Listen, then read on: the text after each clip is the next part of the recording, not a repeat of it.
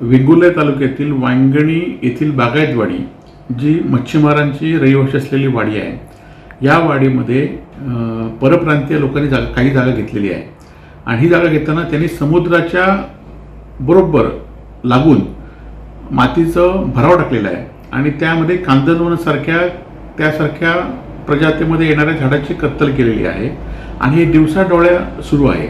एकीकडे प्रशासन, सर्वसामान्य सिंधुदुर्गवासियांनी, स्थानिक नागरिकांनी कांदवन एखादं झाड तुटलं, एखाद्या ठिकाणी वाळू भराव टाकलं तर ताबडतोब त्या ठिकाणी येतात. परंतु परप्रांतीय धनदांडकांना वाचवण्यासाठी प्रशासनाने त्यावर कुठलीही कारवाई केली नाही. उलट येणाऱ्या पावसामध्ये या मच्छीमारांना, खरं तर हे वांगणी गाव आहे, हे कासवांचं गाव म्हणून ओळखलं जातं आणि या भरावामुळे त्या कासवांचं अधिवास नष्ट होऊ शकतो.